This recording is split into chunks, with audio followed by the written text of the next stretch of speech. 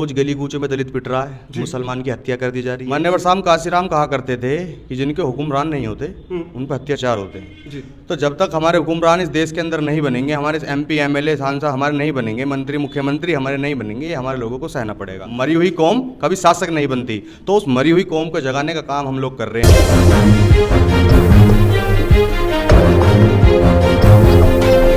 तमाम ढेरों विधानसभाओं में मैंने खुद जाने का काम किया, चाहे समाजवादी पार्टी हो, बहुजन समाज पार्टी हो, आजाद समाज पार्टी हो, तमाम पार्टियों से मैं लगातार बात कर रहा हूं, चर्चा कर रहा हूं। मुद्दा यही है कि यूपी की जनता आखिर चाहती क्या है। यूपी की जो जनता जिसे कहीं ना कहीं 4.5 साल में जिसने विकास के नाम पर सिर्फ बड़े बड़े भाषण तो सुने, लेकिन क्या वो विकास की राजनीति उनके लिए लाभकारी हुई, इसी पर मैं चर्चा करने के लिए मैं भीम आर्मी कार्यालय यहाँ पहुंचा हूं। मेरे साथ भीम आर्मी के तमाम पदाधिकारी यहाँ पे मौजूद है। मैं उनसे जानने का प्रयास करूंगा, जिस तरह से यूपी चुनाव नजदीक है, लगातार जो तमाम जो पार्टियां बड़े बड़े मंचों से खुले बात कर रही है, लेकिन अभी भी कहीं ना कहीं युवा के लिए चिकित्सा, युवा के लिए अच्छी शिक्षा और तमाम चीजों के मुद्दों पर बात नहीं कर रहे। आप किस प्रकार देख रहे हैं इन चीजों को? देखिए, यूपी में पिछली बार भी चुनाव हुए थे और तमाम पार्टियों ने बड़े बड़े वादे भी करे थे जी। ठीक है, यूपी की जनता देख भी रही है, यूपी की जनता ने हाथरस भी देखा, यूपी की जनता ने तमाम चीज़ें देखी और ये भी देख रही है रोज गली कूचों में दलित पिट रहा है, मुसलमान की हत्या कर दी जा रही है सिर्फ हिंदू मुस्लिम के नाम पे। तो यूपी की जनता अब समझ चुकी है, वो ये देख रही है हमारा अपना कौन है और बाहर का कौन है। जब एनआरसी का मामला दिल्ली के अंदर पूरे देश के अंदर चल रहा था, तो यूपी में भी यूपी के मुसलमानों ने, यूपी के दलितों ने वो सहा जी। तो अब यूपी की जनता ये सब चीज़ जानती है बहुत अच्छी तरीके से। चंद्रशेखर साहब कहा करते हैं कि मैं युवा हूँ और बदलाव करना चाहता हूँ जी।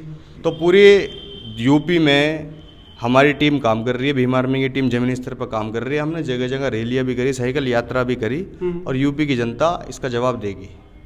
जिस तरह से चुनाव अभी कुछ समय में ही होने वाले हैं, कुछ ही महीना पड़े हुए, लेकिन मैं आपसे जानना चाहूँगा जो बहुजन समाज है इसके ऊपर लगातार प्रहार किए जा रहे हैं। हमने आगरा में देखा, अरुण वाल्मीकि को बर्बरतापूर्वक कोस्टल डेथ कर दी गई, हमने इससे पहले अल्ताफ की कासगंज में डेथ देखी। तमाम चीज़ों को कहीं ना कहीं जिक्र होता है। हमने प्रयागराज में देखा कि 4 परिवार को मार दिया जाता है। किस प्रकार देखते हैं लगातार बहुजनों पर ही अत्याचार क्यों हो रहे हैं? देखिए, मान्यवर साहब काशीराम कहा करते थे कि जिनके हुक्मरान नहीं होते उन पर अत्याचार होते हैं जी। तो जब तक हमारे हुक्मरान इस देश के अंदर नहीं बनेंगे, हमारे एमपी एमएलए सांसद हमारे नहीं बनेंगे, मंत्री मुख्यमंत्री हमारे नहीं बनेंगे, ये हमारे लोगों को सहना पड़ेगा।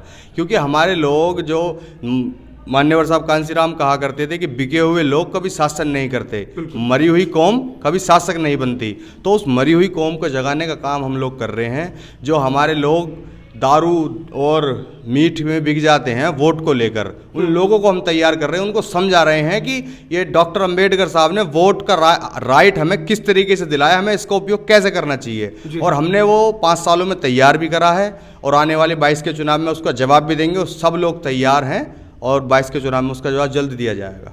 देखिए, बीजेपी और कांग्रेस, मान्यवर साहब काशीराम कहा करते थे एक सांपनाथ और एक नागनाथ जी।